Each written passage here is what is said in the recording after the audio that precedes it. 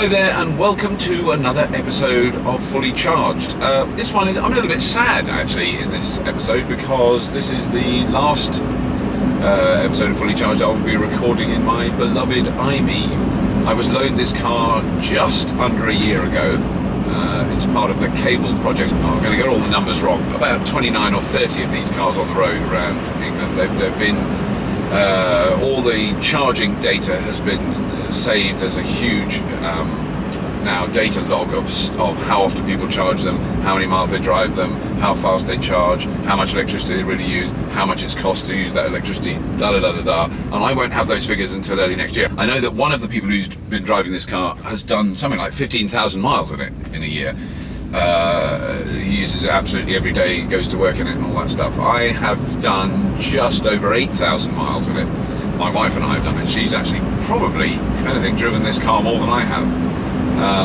It's used pretty much on a daily basis, and it's used exactly as I'm using it now. I'm on my way to the shops to pick up my strimmer that's been mended, you know, like all those sort of tasks, and I will later be shifting teenagers around in it. And this is all in the local area around where we live, so all the journeys we do, because we live in a rural area, are say between 30 and 60 miles, and the range of this car is 80 miles. I've done 72, that's the most I've ever done in it.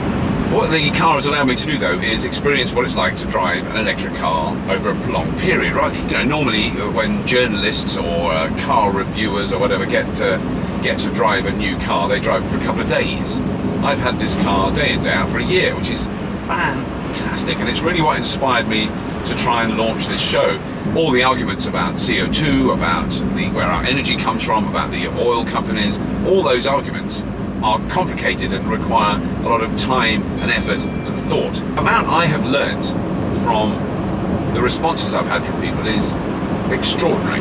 Every single possible argument about electric cars and what they mean and what they can do has been covered in the comments and in the emails and in the Twitters, and I found it incredibly stimulating to have that much feedback from so many different sources, not all of them positive, but even the ones that are very hostile and negative are inspirational, and they make me want to do more and argue more and work out my arguments better.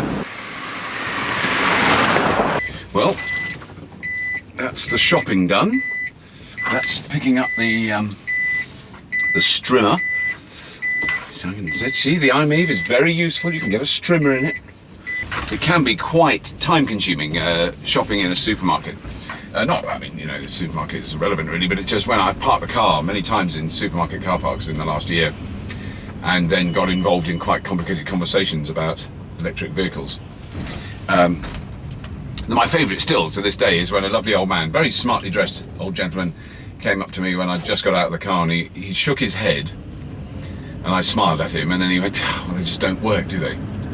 Which is amazing, you know, and he looked at it, and I said, "Oh, well, I just drove 35 miles to get here, but, you know, seems to be working okay." And then we went through the normal conversation, which generally starts with, what do you do when the batteries run out? Which is, you know, I think the critics of electric vehicles need to come up with a new one. There's not really any real reason why we couldn't all drive these cars now. I would admit immediately that my life in the last year since I've had this car would have been more complicated had I had only this vehicle to drive. I'm not going to pretend that it would have solved all the problems that I have, you know, particularly with my work, which tends to mean quite a lot of time where I don't have to go anywhere, don't need a car at all, and then occasionally chaotic periods where I have to travel quite enormous distances. And I do as many of those as I can on trains. But occasionally, particularly with Carpool, I need the car, so I can't really put the car on the train. The experience of having the car for a year has been really, really interesting, and the cost of it, which we won't find out really accurately until next year when I get all the data back, early next year, but the cost of it so far that we've estimated is about £120 in electricity to drive 8,100 and something miles. Now the sort of publicity connected with the iMiev is that it costs, it's just about a penny a mile to charge, and if you just charged it at night, if we only ever charged it on off-peak electricity, which is what we generally do, then that 8,000 miles would have cost, say, £80. But I know that we've charged it in the daytime quite a lot, so I'm being really, really generous, and I'm giving extra benefit of the doubt. And I think it might have cost, because we've charged it in the daytime as well.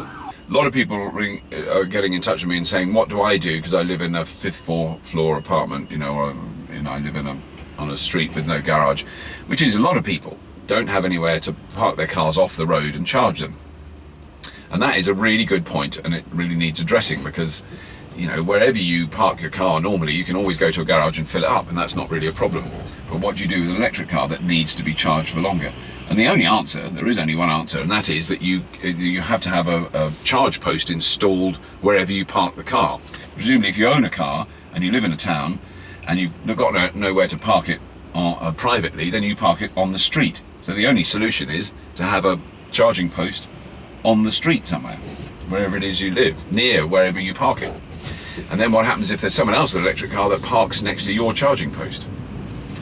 And then what happens if someone comes along in the night and cuts the wire? That's been a very common question, like an annoying teenager that wants to mess things up. A couple of things about that. All the charging posts I've seen, the public charging posts, have a system where it won't charge unless the little flap that covers the plug is locked. So you can't just take the plug cable out.